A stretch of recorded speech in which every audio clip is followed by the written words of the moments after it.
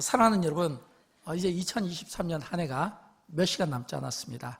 딱 12시간 후면, 12시간 후 지금쯤이면 우리는 기도하는 시간을 갖게 될 겁니다. 기도하는 시간을 한 해 동안 하나님께서 우리에게 베풀어 주신 은혜와 또 해결 못한 모든 것을 이제 하나님께 맡기는 그런 기도 시간이 한 12시간 후면 갖게 될 거예요.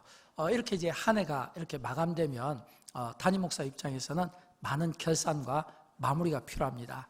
그러면서 하나님께 기도했어요. 하나님, 올 한 해도 하나님께서 영광교회에 베풀어 주신 많은 일들을 생각하면서 너무너무 감사합니다.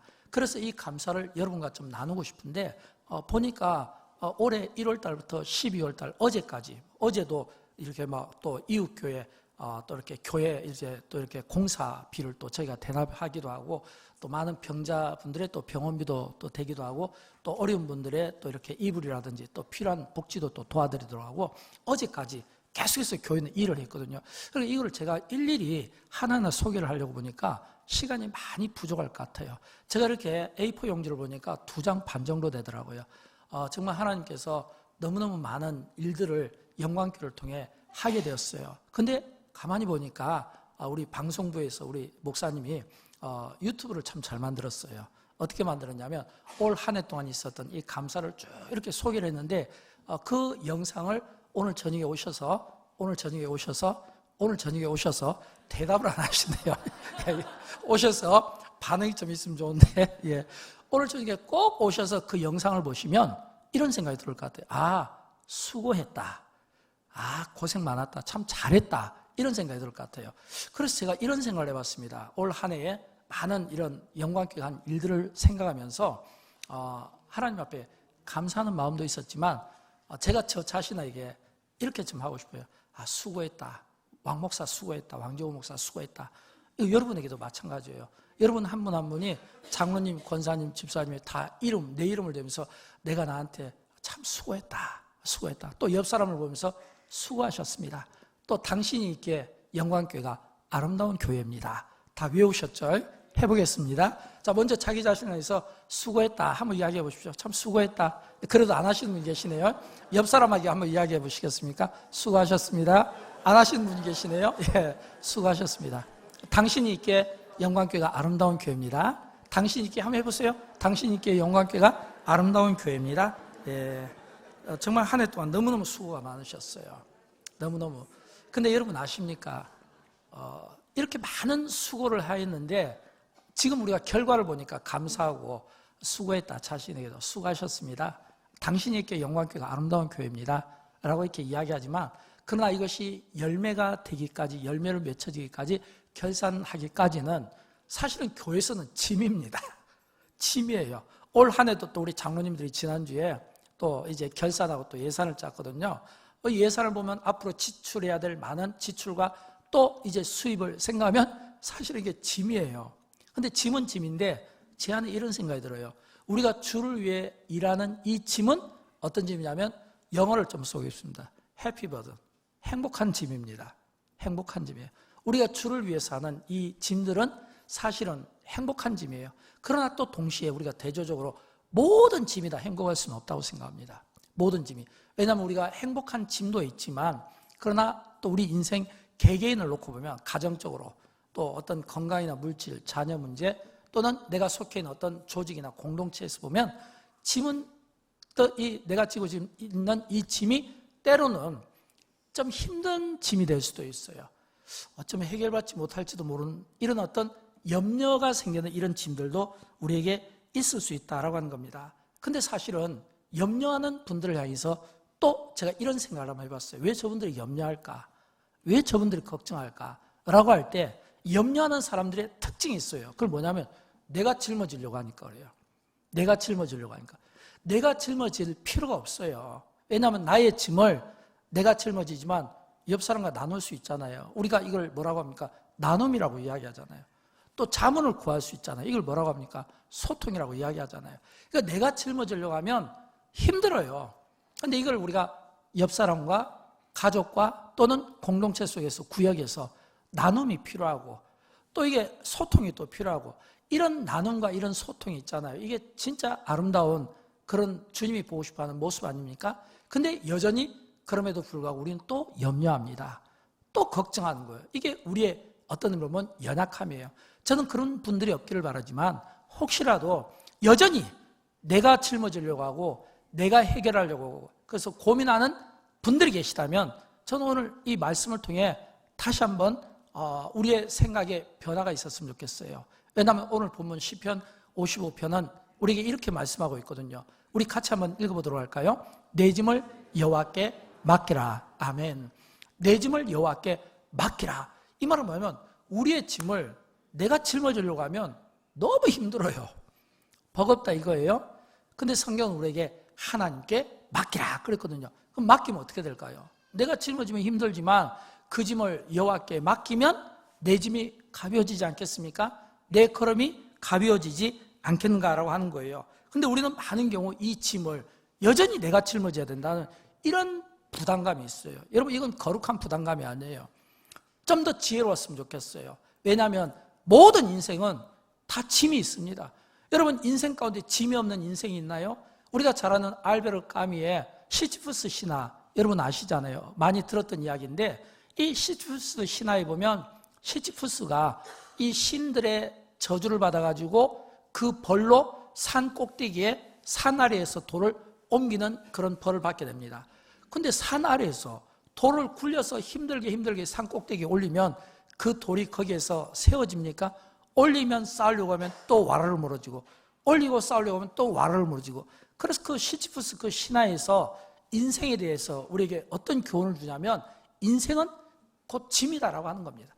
짐의 연속이다 이거예요. 그리고 이 짐의 이 연속은 이건 지금 우리 시대가 겪는 우리만의 문제가 아니라 이미 시편에 나오는 이 시편에 지금 나온다는 이 이야기는 지금부터 3000년 전 이전이거든요. 3000년 전 이전에도 이 시편에서 내 짐을 여호와께 맡기라라는 이 말씀인 거 보면 그 시대에도 짐 때문에 고민했던 세대가 있었던 것 같아요. 또 그런가 하면 예수님께서도 말씀하셨잖아요. 예수님께서도 마태복음 11장 28절 2000년 전에 우리에게 어떤 말씀을 하셨을까요? 같이 읽어봅니다. 수고하고 무거운 짐진 자들아 다 내게로 오라 내가 너희를 쉬게 하리라. 역시 이때도 예수님께서 수고하고 무거운 짐진 자들아 말씀하고 있거든요.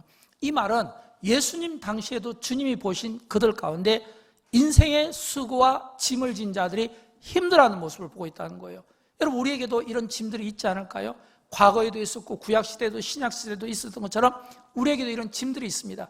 제가 어렸을 때 저희 좀 이렇게 부모님 세대 가난하게 살던 시대 있잖아요. 지금은 좀 전체적으로 풍요롭지만 풍요롭지 못할 때는 그분들의 찬양이 좀 간절하고 애절하고 기도가 좀 간절하고 애절하고 그런 때가 있었거든요. 그때 제 기억에 저희 어머니와 함께 따라다니면서 늘 불렀던 찬양이 있어요. 그 찬양을 부르면서 늘 저희 어머니가 이 은혜를 받을 때가 있었어요. 그때가 뭐냐면 우리가 즐겨 부르는 찬송가 337장 무거운 짐을 나 홀로 지고 견디다 못해 쓰러질 때 혼자 짐을 지면 당연히 견디다 못해 쓰러지는 이런 상황이 됩니다. 여기까지 딱 보면 진짜 외롭잖아요. 내가 내 자신이 비참한 것 같아요. 근데 그 다음에 가사가 어머니에게 힘이 되고 우리에게 힘이 되었던 것은 왜냐하면 불쌍히 여겨 구원해 줄 이 은혜의 주님 오직 예수 그랬거든요. 내가 혼자 짐을 지면 무겁습니다. 힘듭니다. 버겁습니다. 감당을 못해서 쓰러질 수가 있습니다. 그러나 그때도 우리를 불쌍히 여겨서 우리를 구원해 주실 은혜주 오직 예수 주님이 그 가운데서도 우리의 짐을 나누어지고 싶다고 하는 사실을 믿으시기 바랍니다. 여러분 우리가 얼마나 오래 살까요? 얼마나 건강하게 살까요? 우리가 아무리 건강하게 오래 살아도 우리의 수명은 정해져 있는 거 아시죠? 모세가 3500년 전 시편을 통해 그는 이렇게 고백합니다. 같이 읽어봅니다. 우리의 연수가 70이요 강건하면 80이라도 그 연수의 자랑은 수고와 슬픔뿐이요 신속기간이 우리가 날아가나이다. 아멘. 여러분 이 말씀은 어떤 의미로 보면 오늘 우리 인생에 대해서 말씀해 주는 것 같아요. 우리 인생에 대해서. 우리 인생은 연수가 70이고 강건하면 80이라도 지금은 과학과 문명이 발달되어지고 우리가 몸 관리를 잘하고 좋은 약들 때문에 우리의 수명이 조금 늘어났다 할지라도 그래도 우리의 수명이 예를 들어서 100살까지 늘었다 120까지 늘었다 하더라도 결국 우리의 인생은 마지막에는 어때요? 우리의 인생은 죽을 수밖에 없고 마지막에는 우리가 하나님의 품에 갈 수밖에 없다는 거예요. 왜냐하면 이 땅에서 사는 우리의 삶은 무한이 아니에요. 유한이에요. 정해진 기한이 있다는 것을 성경은 우리에게 말씀하고 그 정해진 기간 동안 우리의 인생은 수고와 슬픔이고 신속히 간다. 이 말은 시간이 지나면 지날수록 나이가 들어가면 들어갈수록 그 속도가 빠름이 느껴진다는 겁니다. 다 모든 인생은 결국에는 떠날 수밖에 없는 인생인 것을 우리가 부인할 수가 없는 겁니다. 그래서 우리는 믿음의 관점에서 믿음의 눈으로 이런 하나님의 말씀들을 보면서 무엇보다 짧은 인생 우리가 살아갈 때 힘겨운 인생, 연약한 인생, 뭔가 무거운 인생의 짐을 지고 사는 우리에게 하나님께서 어떤 일을 행하시는가, 하나님이 우리 인생을 위해서 행하시는 적어도 두 가지는 꼭 기억했으면 좋겠어요. 그 두 가지 중에서 첫 번째가 뭐냐면 우리를 죄와 사망에서 구원하신 분이신 것을 믿으시기 바랍니다. 우리가 구약성경 출애굽기에 보면 이스라엘 백성들이 400년 동안 애굽에서 종살이하며 노예 생활할 때 그때 하나님께서 기적적으로 모세를 보내어서 그들을 출애굽시키지 않습니까? 누가 그들을 구원했습니까? 전능하신 하나님이에요. 누가 그들의 광야의 삶을 인도하셨습니까? 전능하신 하나님이에요. 누가 그들로 하여금 가나안 땅을 밟게 했습니까? 하나님이십니다. 누가 그들로 하여금 여리고를 건너게 하고 그리고 여리고 성을 넘게 하셨습니까? 하나님이십니다. 전능하신 하나님이 하신 일이라는 거예요. 그래서 사도 바울이 그 깨달음을 가지고 에베소서 2장 5절과 6절에서 그는 이렇게 고백합니다. 우리 같이 읽어보도록 할까요? 허물로 죽은 우리를 그리스도와 함께 살리셨고 너희는 은혜로 구원을 받은 것이라. 또 함께 일으키사 그리스도 예수 안에서 함께 하늘에 앉히시니 아멘. 여기에서 허물로 죽은 우리를 누구와 함께 살리셨다고요? 그리스도와 함께 살리셨다는 거예요. 또 함께 일으키사, 이 말은 부활하게 한다는 겁니다. 또 그리스도 예수 안에서 어떻게 해요? 함께 하늘에 앉히시니, 이 말은 우리가 하나님 그 보좌, 그 영광스러운 그 자리에 함께 참여하는 천국 백성이 된다는 거예요. 왜요? 우리가 구원받은 백성이기 때문에. 그래서 하나님이 우리 인생 개개인에게 하신 가장 큰 일은 뭐냐면 우리를 죄와 사망에서 구원해 준 것을 믿으시기 바랍니다. 이 구원, 이 은혜가 저와 여러분의 삶 가운데 날마다 고백되면 좋겠어요. 그 다음에 두 번째, 하나님이 우리를 위해서 하신 일이 있어요. 그건 뭐냐면 우리를 연약함의 짐에서 구원하신 일입니다. 연약함의 짐에서. 왜냐하면 우리를 긍휼히 여기시기 때문에. 여러분, 우리 인간이 하나님 앞에서 어떤 존재일까요? 성경은 하나님 앞에서 우리의 인간이 얼마나 약하다는 것을 이렇게 표현하고 있어요. 시편 103편 13절과 14절 말씀인데 우리 같이 읽어보도록 할까요? 아버지가 자식을 연같이 여호와께서는 자기를 경외하는 자를 긍휼히 여기시나니 이는 그가 우리의 체질을 아시며 우리가 단지 먼지뿐이심을 기억하심이라. 아멘. 여기 보니까 하나님께서 우리를 어떻게 여기냐면 긍휼히 여긴다는 거예요. 아버지가 자식을 긍휼히 여기는 것처럼 하나님께서 자기를 경외하는 자를 긍휼히 여기시는데, 근데 하나님의 그 긍휼하심을 받는 우리가 어떤 처지냐면 여기 끝에 보면 우리가 단지 먼지뿐임을 기억하심이라. 이 말은 우리가 참 대단한 것 같고 뭔가 멋져 보이고 뭔가 내세울 것이 많은 것 같지만 하나님이 오실 때는 먼지처럼 보인다는 거예요. 먼지처럼 기억된다는 거예요. 여러분, 먼지를 우리가 볼 수 있습니까? 볼 수가 없는 거예요. 이 말은 뭐냐면 우리가 하나님 앞에 자랑할 것도 없고 내세울 것도 없고 또 우리가 하나님 앞에 뭔가 이렇게 드러날 필요가 없다는 겁니다. 하나님이 우리를 아시는 거예요. 우리의 체질을 아시는 거예요. 우리가 얼마나 연약한가, 얼마나 두려움이 많은가, 얼마나 겁이 많은가, 얼마나 소심한가, 얼마나 연약한가. 오죽했으면 우리가 단지 먼지뿐임을 기억하심이라. 이런 표현을 하나님께서 사용했겠다는 거예요. 그러나 비록 너희가 먼지와 같은 초라한 신분이라도 아비가 자식을 긍휼히 여기는 것처럼 여호와께서는 자기를 경외한 자를 긍휼히 여기신다. 긍휼히 여기신다는 거예요. 우리가 우리의 짐을 하나님께 맡게 될 이유가 바로 이 말씀 가운데 있는 것을 믿으시기 바랍니다. 그래서 우리의 짐을 날마다 져주시는 시편에 보면 68편 19절에 보면 나오는데, 날마다, 저는 여러분 이 말씀이 참 좋습니다. 왜냐하면 날마다 우리 짐을 지시는 주 곧 우리의 구원이신 하나님을 찬송할지라 라고 되어 있는데, 하나님이 우리의 짐을 져준 데 있어서 날마다라는 이 날마다가 얼마나 마음에 은혜가 되고 감동이 되는 줄 알 수 없습니다. 왜냐하면 여러분, 인간관계 속에서는요, 우리가 누구의 짐을 좀 대신 짊어지고 누구를 좀 돕는 일에 있어서도요, 날마다 할 수가 없어요. 우리의 어떤 기분에 따라서, 감정에 따라서 어떤 마치 일기예보가 예보를 하는 것처럼 우리는 그렇게 상황에 따라 바뀌거든요. 근데 우리를 대하시는 하나님은, 우리의 그 무거운 짐을 짊어지시는 하나님은 어떤 표현을 쓰냐면 날마다. 이 표현 외에도 시편에 보면 121편에 보면 졸지도 아니하시고 주무시지도 아니하시는 하나님의 은혜가 낮에는 이스라엘 백성들을 광야에서 구름처럼, 밤에는 이스라엘 백성들이 춥지 않도록 불기둥으로, 또 이 물을 마실 수 있도록 반석을 깨트려서 또 그들이 먹을 수 있도록 새벽 이슬과 함께 만나를 주심으로 하나님이 하신 일이 이거예요. 이처럼 하나님은 우리를 도우실 때 우리의 이 연약함을 철저하게 도우신다는 거예요. 여러분 연약하십니까? 내가 아무리 연약해도, 내가 아무리 하나님 앞에 먼지 같은 존재라 할지라도 중요한 것은 하나님이 먼지 같은 우리를 기억하신다는 거예요. 여러분, 우리가 하나님 앞에서 기억되는 존재라는 것을 기억하십시오. 아무리 내가 어렵고 힘들어도요, 먼지 같은 존재라 할지라도, 세상에서 버림받고 초라하고 보잘것없고 내세울 것이 없다 할지라도 하나님이 먼지 같은 나를 기억해 주신다면, 하나님이 먼지 같은 나를 기억해 주신다면, 나의 실패에도, 나의 불행에도, 내가 어떤 어려운 병으로 고생을 한다 할지라도 먼지 같은 나를 기억하시냐면, 사람도요 기억하면 은혜가 됩니다. 즐거움이 있어요. 근데 하나님께서 내 인생을 기억하시면 어떻게 되겠어요? 이건 말로 표현할 수 없는 은혜가 그 안에 넘치지 않겠습니까? 저는 이런 의미에서 하나님이 우리를 기억하시도록, 하나님은 원래 우리를 기억하시는 분이에요. 그래서 기억하시는데, 이 기억하시는 하나님이 우리를 도우시도록 두 가지 방법이 필요하다고 생각해요.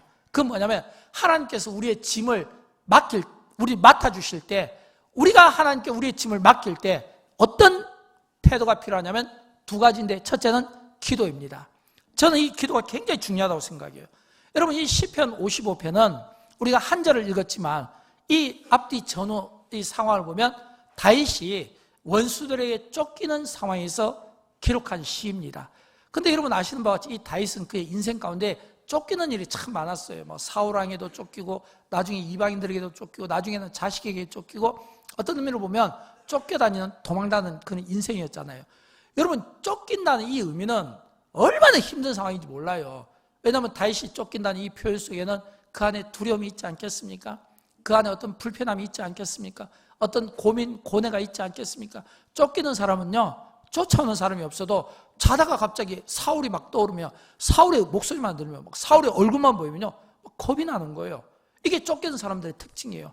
그러니까 이 다윗이 그의 삶 가운데 원수들에게 쫓겨다니면서 얼마나 힘이 들었는지, 그 힘든 그 상황을 오늘 시편은 이렇게 표현을 하고 있어요. 시편 55편 6절과 7절에 보면, 제가 좀 읽어드릴게요. 이게 지금 다윗이 그 상황 가운데서 자기가 얼마나 쫓겨다녔는지, 그 가운데 그가 이런 고백을 해요. 나는 말하기를, 만일 내게 비둘기같이 날개가 있다면 날아가서 편히 쉬리로다. 내가 멀리 날아가서 광야에 머무리로다. 여러분, 이 말씀은, 이거 다윗이 이런 표현을 원래 안 쓰는 사람이잖아요. 여러분, 다윗이 다윗 될 수 있었던 건 이런 표현을 안 쓰는 거예요. 그 하나님의 마음에 합한 사람이잖아요. 근데 지금 다윗이 얼마나 힘든 상황이었으면 그 상황 가운데 내가 날개만 있으면 멀리 떠나고 싶다. 내가 거기서 조용히 편히 쉬고 싶다. 멀리 날아가서 내가 광야에 머무르고 싶다. 원래 다윗은 이런 사람이 아니에요. 그럼에도 불구하고 다윗이 이런 표현을 썼다는 것은 그가 얼마나 급한 상황이었고 힘든 상황이었는가라고 하는 것을 그대로 고백하지 않을 수 없다고 하는 겁니다. 그러나 그럼에도 불구하고 다윗이 다윗 될 수 있었던 것은 이 상황 가운데 좌절하지 않았다는 겁니다. 이 상황 가운데 도망가지 않았어요. 말은 도망가고 싶지만, 말은 멀리 가고 싶지만, 높이 날아가고 싶지만, 사람들의 추격이 없는 곳에 가서 쉬고 싶지만, 그러나 다윗이 정면 승부를 거는 건 그게 아니에요. 도망간 게 아니에요. 두려워한 게 아니에요. 오히려 다윗은 이런 이 가운데 그는 하나님 앞에 기도로 이 어려움을 헤쳐나갔다는 것을 우리에게 보여주는 겁니다. 그래서 시편 55편에 보면 1절과 16절과 17절에 보면 다윗이 사용한 기도가 다양한 표현으로 등장하고 있는 것을 보게 되는 거예요. 그 시간도 마찬가지예요. 우리 한번 1절, 16절, 17절을 같이 이어서 한번 읽어보도록 합니다. 하나님이여 내 기도에 귀를 기울이시고 숨지 마소서. 나는 하나님께 부르짖으리니 여호와께서 나를 구원하시리로다. 저녁과 아침과 정오에 내가 근심하여 탄식하리니 여호와께서 내 소리를 들으시리로다. 아멘. 여러분, 이 말씀을 가만히 보면 지금 이게 전부 기도거든요. 하나님, 내 기도에 귀를 기울여 주십시오. 내가 간구할 때 숨지 마십시오. 나는 하나님께 부르짖습니다. 여러분, 같은 기도지만 기도와 간구는 의미가 다릅니다. 간구는 기도보다 훨씬 강도 높은 간절함과 애절함이 담겨져 있는 목숨 건 생명 건 그 기도를 강구라고 합니다. 또 부르짖으리니 막 통성으로 막 기도했을 거예요. 또 여기 보니까 17절에 보니까 내가 근신하여 탄식하리니 아마 통곡하며 눈물로 기도했을 겁니다. 여호와께서 내 소리를 들으시로다. 이건 뭐냐면 지금 다윗이 그가 하나님 앞에 절박한 상황 속에서 도망가고 싶은 상황 속에서 다양한 기도를 드리는데 그 다양한 기도가 시간도 보니까 17절에 보니까 저녁과 아침과 정오에 이렇게 되어 있거든요. 이 말은 뭐냐면 그의 시간이 계속해서 아침, 점심, 정오 시간대로 그가 하나님 앞에 정해놓고 하나님 앞에 기도를 하였다라고 하는 겁니다. 저는 이 말씀 속에서 이런 생각을 하고 싶어요. 이 다윗이 그가 하나님 앞에 드린 이 기도가 어떤 의미로 보면 다윗을 승리하게 만든 영적 비결이 바로 이 기도에 있지 않는가 이런 생각을 하는 겁니다. 또 동시에 우리는 이렇게 좀 대조적으로 한번 생각해 봤으면 좋겠어요. 저는 여러분의 기도 생활을 존중합니다. 또 여러분의 기도 생활에 대해서 상당히 높은 신뢰를 갖고 있습니다. 그러나 그럼에도 불구하고 왜 내 기도가 응답이 안 될까? 왜 내 기도에 하나님은 침묵하실까? 라고 말하기에 이전에 다윗의 기도와 우리의 기도의 차이점이 있다면 다윗의 기도는 간절함이 있었다는 겁니다. 다윗에게는 간절함이 있었어요. 오늘 우리에게는 이 간절함이 부족하지 않을까요? 다윗이 간절함이 있었다는 것은 목숨 건 기도였어요. 하나님 배가 고픕니다. 목숨 건 기도했어요. 하나님 내가 지금 원수들에게 쫓겼는데 피할 곳이 없습니다. 하나님 나를 피하게 해주세요. 하나님 지금 원수들이 나에게 창과 활을 겨누고 있습니다. 피할 곳이 없습니다. 하나님 나에게 산성이 되어주십시오. 하나님 나에게 방패가 되어주십시오. 여러분 이런 이 다윗의 기도는 간절함이에요. 이것은 목숨 건 기도예요. 이건 진짜 생명을 다 갚진 이런 이 기도를 다윗이 드리고 있었다는 것입니다. 우리에게 안 되는 것은 이거예요. 우리가 하나님 앞에 기도하고 많은 시간들을 기도하지만 우리의 이 기도가 막 목이 터져라 피를 토하는 심정으로 하나님 앞에 온몸에 전율을 일으키면서 터져라 하나님 앞에 목숨 건 이런 이 기도를 우리가 드릴 수 있겠는가라고 하는 겁니다. 저는 똑같은 기도지만 이런 간절한 기도가 필요하고 이런 이 간절함의 이 기도가 이게 시간의 길고 짧음이 아니에요. 짧은 시간이라도 얼마든지 가능할 수 있어요. 여러분 오늘 저녁 송구영 신예배 나오셔서 송구영 신예배에서 이제 우리가 지난 날을 놓고 이제 하나님 앞에 감사와 찬양을 올려드리고 이제 지금 짧은 시간 한 3, 4분 정도 되는데 이때 우리가 한번 기도할 거예요. 저는 여러분이 가지고 있는 어떤 연약함, 건강의 문제든 물질의 문제든 아니면 자녀의 문제든 아니면 뭐 어떤 다른 인간관계 문제든 사업의 문제든 3, 4분이지만 짧은 시간이지만 하나님 앞에 진짜 온 성도들이 그 한밤중에 송구영 신예배를 통하여 새벽에 하나님 진짜 내가 하나님 앞에 간절하게 기도합니다. 소리질러 부르짖고 기도합니다. 두 손 들고 기도합니다. 하나님 살려주십시오. 살려주십시오. 하나님 도와주십시오. 도와주십시오.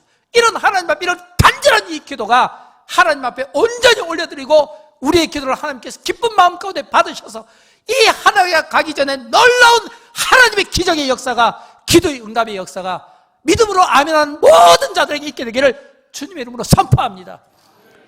여러분 이런 이 간절한 이 기도가 다윗에게 있었고 이것이 다윗이 다윗 될 수 있었던 영적 비결인 거예요. 그 다음에 두 번째는 뭐냐면 믿음입니다. 믿음. 이 기도 못지않게 또 중요한 게 있는데 이게 뭐냐면 믿음이에요. 여러분 우리가 같은 기도를 드릴 때 그 기도가 간절하면 더 좋습니다. 근데 이 간절한 기도를 드리면서 이 기도에 우리의 믿음이 들어가야면 더 좋습니다. 우리가 기도할 때 그냥 기도하는 것과 믿음의 기도를 달려요. 믿음이라는 건 뭐냐면 내가 하나님 앞에 기도할 때 하나님께서 나의 기도를 들어주실 거야. 이게 믿음이거든요. 이런 믿음이 있는 자가 기도합니다. 또 기도할 때 이런 믿음을 가지고 기도하면 더 좋아요. 저는 이 믿음을 이렇게 생각해요. 우리가 잘 아는 헨리 나우엔의 책 가운데 보면 춤추시는 하나님의 책이 있어요. 이 춤추시는 하나님의 책에 보면 헨리 나우엔이 그가 어린 시절 아빠를 따라다니면서 서커스를 여러 번 이렇게 반복해서 보았다고 합니다. 여러분 우리도 과거에 여수에 서커스 많이 보았잖아요. 저도 가서 이렇게 본 적이 있는데 보통 우리가 이 서커스를 보게 되면 이 서커스의 클라이막스가 어디냐면 이 멀리 천장에 그네가 두 개 달려 있어요. 그리고 그 그네가 두 개 달려서 한쪽에서는 이렇게 그네에 이렇게 손을 잡고 있고 한쪽에서는 사람이 거꾸로 서가지고 다리에다가 이 그네를 딱 이렇게 묶고 그리고 이제 앞으로 이렇게 손을 벌리고 있잖아요. 그러면 이 손을 이렇게 잡고 있던 이 이제 서커스 단원이 공중으로 한번 세게 치면서 이렇게 떨어지잖아요. 그럼 떨어지면 막 순간적으로 놀래잖아요. 놀랬는데 그때 이 반대쪽에서 딱 정확한 타이밍과 떨어지는 그 속도와 그 딱 타이밍을 맞춰서 그 사람 손을 탁 잡아주잖아요. 그러면 막 사람들이 막 환호하고 박수 치죠. 근데 그 박수를 누가 많이 받냐면 이 근에서 손을 놓고 한 바퀴 회전하는 사람에게 박수를 보냈는데, 이 사람이 해리 나우엔이 어렸을 때 딱 관찰하니까 그분이 이렇게 고백하는 것을 들었답니다. 여러분이 저의 이 서커스 무대에서 많은 박수를 쳐주시는데, 근데 사실은 진짜 박수를 받아야 될 분은 제가 아니라 저를 붙잡아준 분입니다. 제가 아니라 저를 붙잡아준 분이에요. 내가 근에서 손을 떼면서 공중으로 한 바퀴 회전해서 떨어질 때 나를 붙잡아주는 그 상대에 대한 믿음이 없으면, 그 상대에 대한 신뢰가 없으면 제가 손을 놓을 수가 없습니다. 제가 손을 놓을 수 있는 것은 그 상대가 나를 붙잡아준다는 믿음 때문에 내가 손을 놓습니다. 여러분, 저는 이게 우리의 기도의 삶이 똑같이 적용돼야 된다고 생각합니다. 어떻게 해요? 내가 하나님 앞에 기도하면 반드시 하나님이 응답하신다. 내가 하나님 앞에 간절히 부르짖고 기도하면 하나님은 그 기도에 반드시 응답하신다는 믿음이 우리에게 필요한 거예요. 이런 믿음의 기도를 들을 때 이 믿음의 기도가 응답되는 거예요. 여러분, 만약 서커스 단원이 아무리 화려하게 공중에서 무대를 하고 손을 다이빙으로 이렇게 내린다 하더라도 붙잡아주는 사람에 대한 믿음이 없으면 내릴 수 있겠습니까? 절대로 못 내리죠. 그 붙잡아준 사람의 믿음이 없으면 어떻게 손을 내밀 수 있는 거예요? 그런 것처럼 우리가 하나님 앞에 기도할 때 우리의 기도를 붙잡아주시는 분이 있다는 거예요. 누군가요? 하나님이시잖아요. 우리의 기도에 들으시고 응답하시는 분이 있잖아요. 누구십니까? 하나님이시잖아요. 이 하나님에 대한 이 믿음이 오늘 우리에게 있어야 되고, 이런 이 믿음으로 다윗이 자기 인생에 풀어내지 못한 모든 숙제들, 짐들을 하나님께 맡겼을 때, 여호와께서 맡겼을 때 비로소 하나님께서 은혜를 베풀어 주셨다는 사실을 믿으시기 바랍니다. 저는 그런 의미에서 우리 인생이 하나님께 우리가 맡기는 것이 중요하다고 생각해요. 물론 우리는 우리 개인이 우리에게 주어진 어떤 일에 대한 열심과 충성이 필요합니다. 그러나 우리가 할 수 없는 게 있잖아요. 또 하나님께서 우리에게 일부러 짐을 주심으로 우리에게 감사하고 우리를 연단시키는 방법들도 있잖아요. 그러니까 우리가 하는 일에 대해서 최선을 다하지만 또 우리가 하지 못하는 일에 대해서 우리가 하나님께 맡기는 믿음이 필요한데, 적어도 우리가 하나님께 맡길 때 4가지 유익을 얻는다고 저는 생각합니다. 첫째는 우리가 하나님께 맡길 때 어떤 은혜를 입냐면 하나님이 우리를 붙들어 주시는 체험을 하게 되는 겁니다. 하나님께서 우리를 붙들어 주신 체험. 여러분, 오늘 본문 시편 55편 22절을 보면 나오잖아요. 내 짐을 여호와께 맡기라. 내 짐을 여호와께 맡기라. 그 다음에 뭐라고 되어 있냐면 우리 같이 읽어봅니다. 그가 너를 붙드시고 의인의 요동함을 영원히 허락하지 아니하시리로다. 아멘. 그랬잖아요. 너의 짐을 여호와께 맡기라. 맡기면 그가 너를 붙드시고, 하나님이 너를 붙드시고 그랬거든요. 하나님이 너를 붙드시고, 우리가 하나님께 우리의 짐을 맡길 때 하나님이 우리를 붙들어 주신다는 거예요. 근데 붙들어 주시는데 다 붙들어 주는 건 아니에요. 왜냐하면 하나님께 맡길 때 다 붙들어 주는 게 아니라 누구에게 붙들어 주냐면 의인이라는 단어가 있잖아요. 의인. 이 말은 뭐냐면 의인의 요동함을 영원히 허락하지 아니하시리라 했거든요.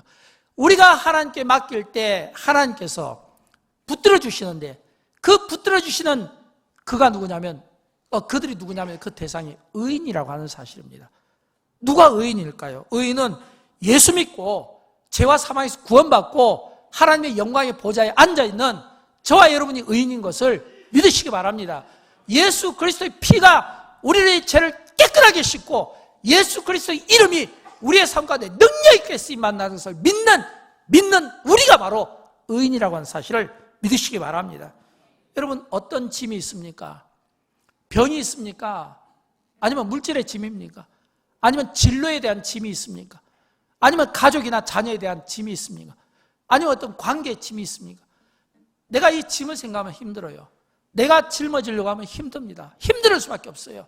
그런데 성경은 우리에게 내 짐을 여호와께 맡기라라고 했잖아요. 어떤 짐이든지 예수님께 의지하고 하나님께 맡겨보십시오. 믿음으로 맡겨보십시오. 믿음으로 맡기면, 그리고 믿음으로 기도하면 하나님께서 반드시 해결해 주실 것으로 믿습니다. 그 다음에 두 번째는 하나님이 주시는 평안함이에요. 마태복음 11장 28절 다시 읽어봅니다. 수고하고 무거운 짐진 자들아 다 내게로 오라. 내가 너희를 쉬게 하리라. 아멘. 여러분, 예수님께서 우리를 쉬게 하리라 라고 했을 때 이 쉼은 육신도 있지만 마음의 쉼입니다. 마음의 쉼이에요. 많은 경우에 어떤 인생이 짐을 지면 몸이 아픈 게 아니라 마음이 아파요. 마음이 아파요. 먼저 마음이 힘을 빼앗겨 버리는 거예요. 그래서 내가 너희를 쉬게 하리라고 했을 때 이 힘은 마음의 힘, 마음의 평안함을 주님이 우리에게 주신다는 약속의 말씀입니다. 그래서 주님이 주시는 이 놀라운 이 평강, 하나님의 이 평강을 우리가 누릴 수 있어야겠다라는 겁니다. 근데 우리 인간은 참 약한 것 같아요. 간사한 것 같아요. 그래서 우리 인간은 약하고 간사해서 하나님이 내 짐을 짊어져 주시면 하나님 감사하여, 그리고 하나님께 영광을 올려드리지만 또 내 짐을 하나님께서 짊어주시지 않은 것 같으면, 한 해 동안 소망의 기도를 드렸는데도 불구하고 이루어지지 않은 것 같으면 뭔가 마음의 원망과 불평이 나올 수 있어요. 그러나 하나님을 믿는다면, 믿음을 가진 자라면 그 믿음 안에서 이런 생각도 할 수 있어야 돼요. 아, 하나님이 지금 아직 이 문제를 해결해 주시지 않고 여전히 내 안에 짐으로 남겨주셨네. 그러나 하나님이 남겨주신 짐이라면 그 또한 우리가 마음의 평안함을 얻고 감사할 수 있어야죠. 왜냐하면 인생에게 일어나는 모든 일은 하나님의 허락 없이는 일어날 수 없는 거예요.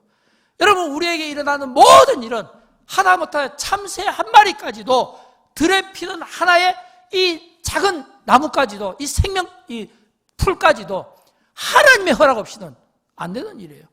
그러므로 하나님의 허락 안에서 일어나는 내가 짊어져야 되는 인생의 짐이라면 그 짐 또한 해결해 주시지 않겠습니까? 이 믿음이 여러분에게 있기를 진심으로 축복합니다. 이 믿음으로 여러분 안에 마음에 지옥이 있다면 천국으로 바꾸십시오. 불안함이 있다면 평안함으로 바꾸십시오. 두려움이 있다면 즐거움으로 바뀌시기를 주님의 이름으로 축원드립니다. 세 번째는 하나님이 주시는 힘입니다. 제가 이렇게 목회하다 보면 목사의 관점에서 사람을 판단하며 실수할 때가 종종 있습니다. 목사의 관점에서 분명히 볼 때, 아, 저분은 지금 좀 어려운데 좀 상황이 안 좋아. 건강도 좀 안 좋고 물질적으로도 좀 어렵고 여러 가정적으로도 좀 어려운데 어려워요. 제가 볼 때는 어려워요. 근데 역시 그래서 저는 인간인 것을 고백하지 않을 수가 없는 거예요. 왜냐하면 인간은 참 어떻게 보면 똑똑한 것 같아도 제대로 사람을 평가하지 못해요. 저도 그걸 많이 느끼고 있습니다. 제가 볼 때는 분명히 어려운데, 근데 정작 그분은 제가 생각한 것과 다르게 뭔가 마음에 평안함이 있어 보여요. 오히려 그분을 바라보는 제가 더 불안한 거예요. 그분은 참 평안해요. 이게 참 제가 아이러니하게 생각한 것 하나입니다. 왜 저렇게 평안할까? 내가 볼 때는 걱정이 있는데 저분이 지금 자신의 어떤 아픔을 숨기기 위해서 쇼를 할까, 위장을 할까, 이런 생각을 갖게 되거든요.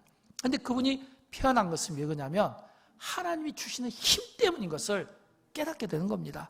여러분, 이사야 40장에 보면 이런 말씀이 나오잖아요. 우리 같이 읽어보도록 합니다. 오직 여호와를 앙망한 자는 독수리가 날개치며 올라감 같을 것이요 다른 박질하여도 곤비하지 아니하겠고 걸어가도 피곤하지 아니하리로다. 아멘. 사람이 육안으로 볼 때는 힘들어 보이고 육안으로 볼 때는 좀 슬퍼 보이는 것 같고 어려워 보이는 것 같아도요, 하나님을 앙망하는 자에게 하나님 주시는 선물이 뭐냐면 새 힘이에요. 이 새 힘을 얻게 되면 사람들이 나를 볼 때 좀 초라하게 보이고 어떤 제가 실수하듯이 이렇게 편견을 가질 수 있잖아요. 근데 정작 그 안에 여호와를 앙망하는 자에게는 하나님 주시는 새 힘이 있더라는 거예요. 이 새 힘이 그로 하여금 다른 박질하여도 곤비하지 아니하겠고 걸어가도 피곤하지 아니하는 인생으로 만들어주시더라는 거예요. 여러분, 하나님을 앙망하십시오. 하나님을 앙망하는 이 은혜가 여러분에게 있음으로 말미암아 여러분 모두에게 하나님이 주시는 새로운 힘과 능력이 공급되기를 주님의 이름으로 축원드립니다. 마지막으로 네 번째, 하나님이 주시는 깨달음입니다. 이사야 50장 4절 말씀 우리 같이 읽어보도록 할까요? 주 여호와께서 학자들의 혀를 내게 주사 나로 공고한 자를 말로 어떻게 도와줄 줄을 알게 하시고 아침마다 깨우치시되 나의 길을 깨우치사 학자들같이 알아듣게 하시도다. 아멘. 여러분, 이 말씀은 제가 개인적으로 정말 좋아하는 말씀입니다. 아침마다 제가 이 말씀을 묵상하고 있습니다. 설교의 황태자라고 불리는 스폴전 목사님이 평생 이 말씀을 자기 서재에 두고 항상 묵상했다고 합니다. 이 말씀은 두 가지입니다. 하나님, 저에게 학자들의 혀를 주십시오. 저에게 학자들의 혀를 주십시오. 하나님, 제가 학자들처럼 깨닫게 해주십시오. 아침마다 깨달음을 갖게 해주십시오. 우리가 많은 경우 인간관계에 어려움이 생기고 일에 대한 불편함이 생기는 건 왜입니까? 언어와 듣는 거예요.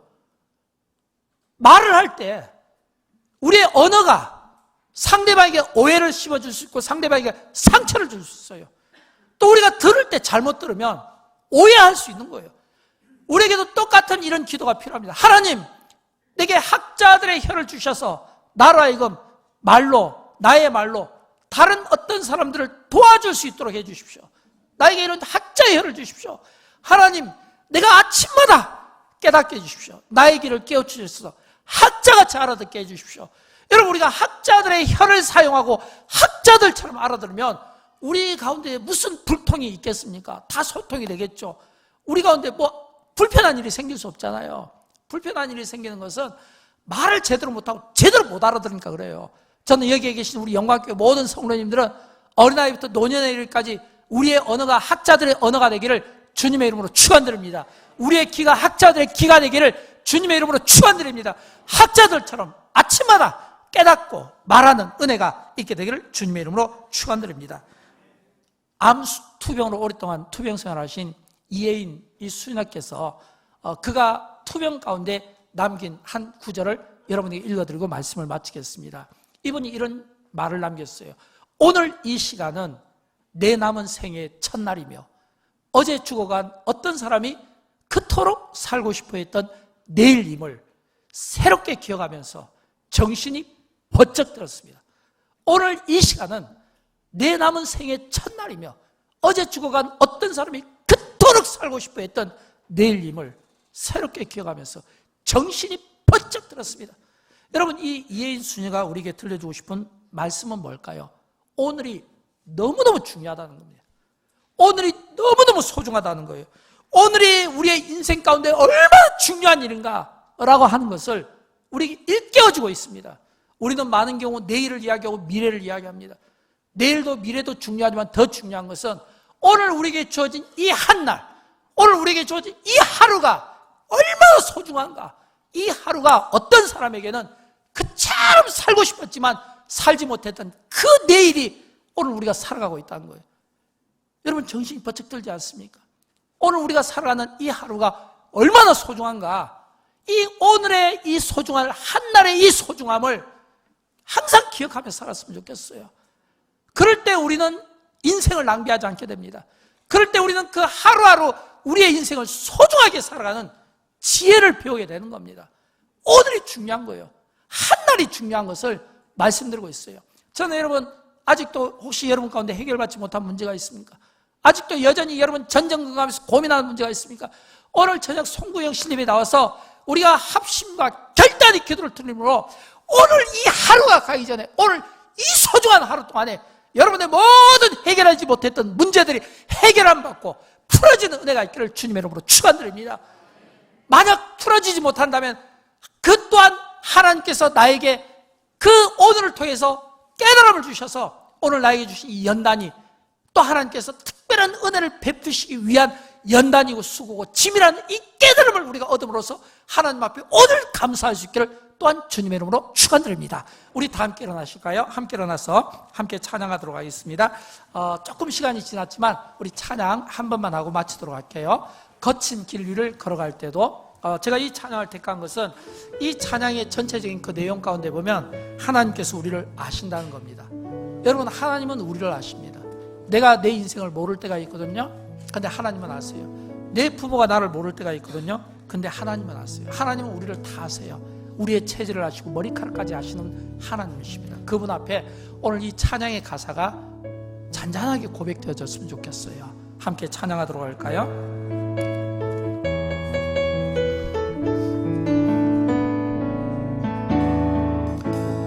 모든 것 아시는 주님, 나의 맘의 연약함 보시고 부족한 그 모습대로 주님 마음에 새겨주시네.